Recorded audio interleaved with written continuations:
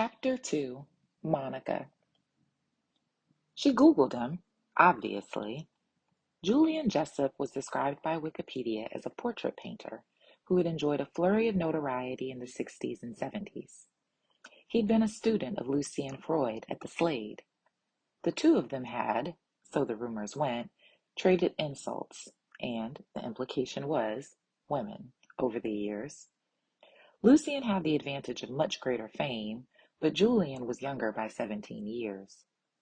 Monica thought of Mary, exhausted after a long shift delivering other women's babies, wondering where her husband had gone. She sounded like a bit of a doormat, to be honest. Why hadn't she just left him?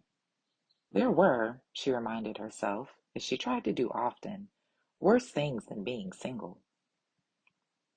One of Julian's self-portraits had hung for a brief period in the National Portrait Gallery in an exhibition titled The London School of Lucian Freud. Monica clicked on the image to enlarge it, and there he was, the man she'd seen in her cafe yesterday morning, but all smoothed out, like a raisin turned back into a grape.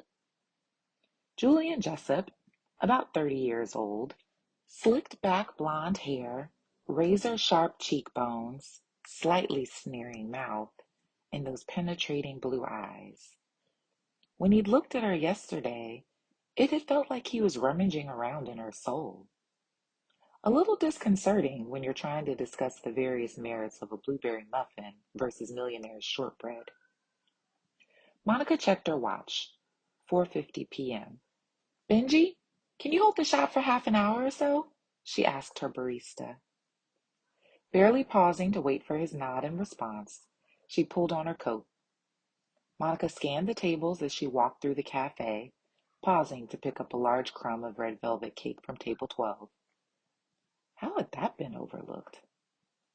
As she walked out onto the Fulham Road, she flicked it toward a pigeon. Monica rarely sat on the top deck of the bus. She prided herself on her adherence to health and safety regulations, and climbing the stairs of a moving vehicle seemed an unnecessary risk to take. But in this instance, she needed the vantage point.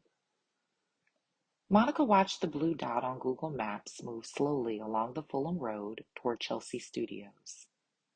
The bus stopped at Fulham Broadway, then carried on toward Stamford Bridge.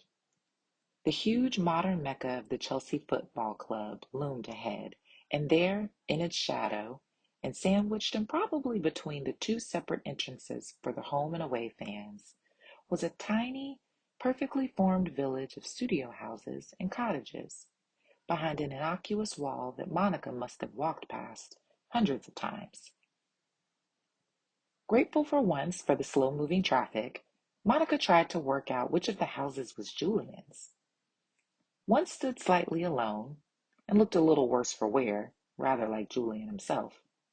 She'd bet the day's takings, not something to do lightly given her economic circumstances, on that being the one. Monica jumped off at the next stop and turned almost immediately left into Brompton Cemetery. The light was low, casting long shadows, and there was an autumnal chill to the air. The cemetery was one of Monica's favorite places, a timeless oasis of calm in the city. She loved the ornate gravestones, a last show of one-upmanship. I'll see your marble slab with its fancy biblical quotation and raise you a life-size Jesus on the cross. She loved the stone angels, many now missing vital body parts, and the old-fashioned names on the Victorian gravestones, Ethel, Mildred, Allen. When did people stop being called Allen? Come to think of it, did anyone call their baby Monica anymore? Even back in 1981, her parents had been outliers in eschewing names like Emily, Sophie, and Olivia. Monica, a dying moniker. She could picture the credits on the cinema screen. The last of the Monicas. As she walked briskly past the graves of the fallen soldiers and the white Russian émigrés, she could sense the sheltering wildlife, the gray squirrels, urban foxes, and the jet black ravens, guarding the graves like the souls of the dead. Where was the Admiral? Monica headed toward the left, looking out for an old man clutching a bottle of Bailey's Irish Cream. She wasn't, she realized, sure why. She didn't want to speak to Julian, at least not yet. She suspected that approaching him directly would run the risk of embarrassing him. She didn't want to start off on the wrong foot. Monica headed toward the north end of the cemetery, pausing only briefly, as she always did, at the grave of Emmeline Pankhurst to give a silent nod of thanks. She looped round at the top and was halfway back down the other side, walking along a less used path, when she noticed the movement to her right. There, sitting somewhat sacrilegiously on an engraved marble tombstone, was Julian, glass in hand.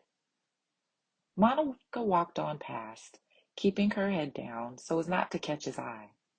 Then, as soon as he was gone, about 10 minutes later, she doubled back so that she could read the words on the gravestone.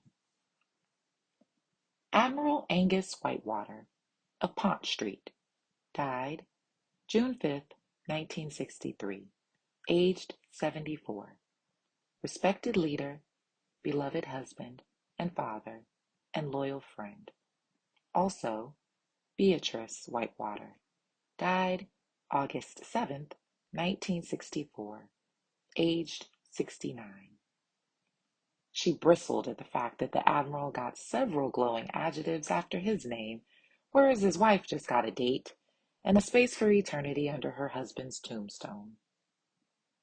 Monica stood for a while, enveloped in the silence of the cemetery, imagining a group of beautiful young people with Beatles haircuts, mini skirts, and bell-bottom trousers, arguing and joking with one another, and suddenly felt rather alone.